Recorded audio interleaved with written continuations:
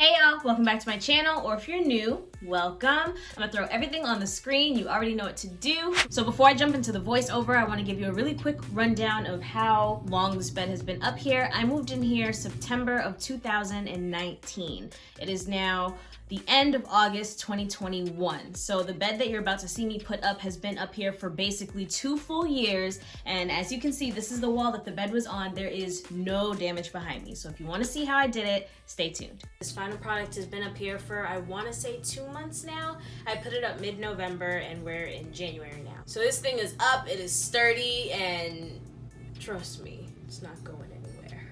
So I've been eyeing custom floor-to-ceiling headboards for the longest, but the prices of them skyrocketed to almost $1,000. Some of them were even over $1,000. Look, I don't know about you, but I wasn't gonna pay for that. So I had to think about how I was gonna replicate it. I came up with a way that's not only affordable, but easy to do and renter friendly. This required 0 holes in the wall and 0 power tools. The closest thing to a tool that I used was a staple gun that you can get at Home Depot for $14. Lastly, when I list the items that were needed for this project, I'll do a side-by-side so that you can see the items that I purchased for this project, and then also a cheaper alternative. So my bed costed $272.84. However, this can be replicated for $198.33. I did the math. And it would be even less if your bed is smaller than a queen, if it's a full or a twin. The reason why I'm showing 2 prices is because when I first put this project together, I was aiming for it to be under $300. There were certain things that I bought that I didn't have to get at the price that I did. And I thought about it, if I'm gonna show it to others, maybe other people might not wanna spend up to $300. So that's why I looked for cheaper alternatives. For example, the molding that you see around my bed, it was one of the more intricate designs, I guess. And there were simpler versions of that molding that I saw at Home Depot for much, much cheaper, but you know, I like the pattern. So there were certain things that I didn't have to go so high on. Again, the tufted bed that I found, you can find much cheaper tufted bed panels than what I have, and they look similar. They might not have as much detail, but they're similar and they still look good. Also, I really want to stress the importance of using command strips. You need command strips that are capable of handling the weight of the items you're using. I personally use the brand command strips to hang all of the heavy items that I have in my entire condo. I know that there's dupes out there at Dollar Tree, Walmart, whatever. I'm usually all for the cheaper alternatives. I really am. However, when it comes to hanging heavier items, that is not the time to be cheap, okay? I'll just say that, because if you get any old adhesive strips from who knows where, don't get mad at me when your bed comes crashing down on your head in the middle of the night. Don't look at me. I told you to get command strips, did I not? Okay. First things first, we have to get the frame that I put around my bed, so you're gonna find that in the door aisle. I don't really know where it is, so we're gonna find it together. Follow me.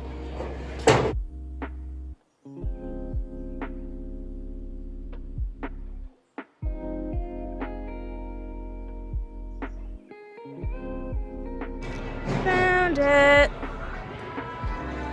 These range in prices. Some of them are based per unit, and some of them are based per square inch. Thank you. This one, $16.58 each, so the whole thing, $16.58. This one's 8 feet high. So this one's similar to what I have in my room. So here's some other options. Zoom in on the prices, or not zoom in, but just show all the prices. So these ones are a lot cheaper. They're definitely a lot more plain. For example, if you look at this piece, a lot less detail. But if that's what you're into, then definitely go for these ones. These ones are a lot cheaper. This is where I went to get my molding.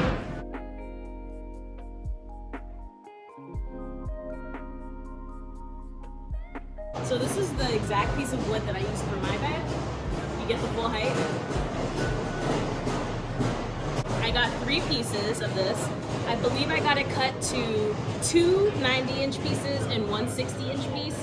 Don't quote me, I'll put the text on the screen if I got it wrong, but look at the detail. $2.97 per square foot, or per foot.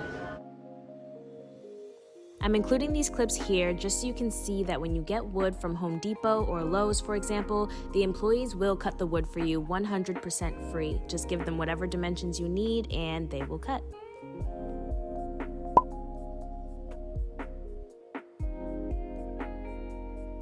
The first step was getting the headboards onto the wall. Each headboard should come with 2 legs, but those legs won't be needed for this.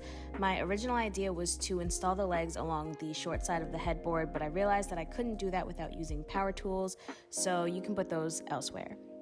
So I had to get the command strips to stick to the back side of the headboard. I started by adding a little super glue to the back of one side of the 16-pound command strip before sticking it along the outer edges of the headboard where the frame was. I did this for both headboards and used about 8 command strip pairs per headboard. This is where the staple gun comes in. My headboard was a wood frame under the fabric, so I used a staple gun to put 1 or 2 staples through the command strip to secure it to the back of the headboard. I did this while the glue was still wet. If you do this, don't go crazy with the staples. You want to make sure that the Velcro is still able to work properly. If the back of your headboard is metal, you should be okay with just sticking the command strip on as normal. The next step was to wipe the walls down really well with the rubbing alcohol and the paper towel. Make sure you do this a couple of times just to make sure you really get all the dust and anything that's on the wall off, and then use a little bit of extra paper towel to wipe the wall dry and give the wall a few hours or a full day to make sure it is fully dry. Then I used a pencil to lightly mark where on the wall I wanted the boards to go. I found it easiest to mark where the outer corners of each board will fall. Make sure you mark it out so that it's exactly where you want it to fall, because once you put those boards on the wall, you really don't want to pull it off to readjust it. When sticking the panels onto the wall, I made sure to take my time. I stuck the panel onto the wall and spread my arms across just to press it all over for about 30 seconds. Then I put pressure on isolated parts of the headboard where the command strips were located for an additional 60 seconds each, and I did this for each of the headboards. The next step was the rhinestone filling. I cut up the Dollar Tree foam boards to the thickness that I wanted. I did about 4 inches, I believe, and I taped the pieces together to get the length that I needed, which was maybe 60 inches. I then superglued the rhinestones onto the foam boards and let it dry. The next step was spray painting the wood moldings. I did this step honestly before hanging the panels just to give it the most amount of time to dry. When spray painting, I got a couple of shower liners from the Dollar Tree, or if you have a tarp, you can use that. Spray paint it and give it honestly 4 to 5 days to fully dry. I don't know what it is about spray paint on wood, but if you don't let that fully dry, it will come off onto your hands and stuff. But that was what I did for that. The last steps were easy. I just stuck the command strips onto the back sides of the foam board and the wood moldings and just stuck it on the wall the way you would to hang a picture. So I used about 4 of the 16-pound command strips per wood molding. And then for the foam board, I honestly cut 1 strip into pieces because it weighed like nothing, or you could just buy the really lightweight command strips.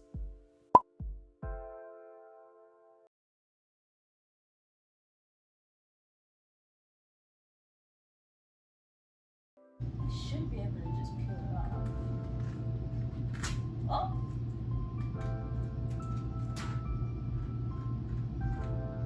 Yay! Oh! Perfect. So as you can see, y'all see that?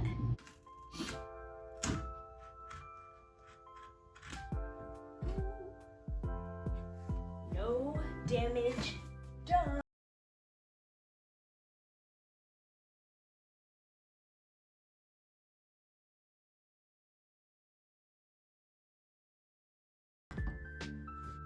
I'm so excited! They're not damaging the walls. So as you can see, the command strips are still on the wood and they're still on the wall. So I'm literally going to just pull this flap. Pull it. Oh, it's gonna smack my hand, isn't it? Oh, look at that. Perfect. Oh, I'm so excited it worked.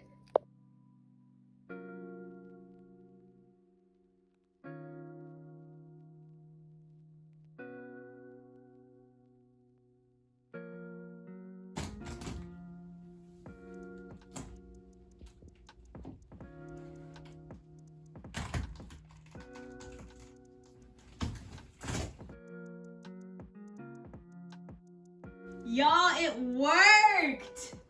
As you can see, you can come a little closer. There is no damage done to this wall. I'm so excited. These command strips, I used a nail gun to nail the command strips to the back of the board to make sure that the command strips did not come off the headboards. And obviously I just stuck these command strips onto the wall as normal. This came off so smoothly, not a lick of damage done to the wall. And this has been up for 2 years, guys. It's been a minute and they have never once wiggled, wobbled, none of that. None of that.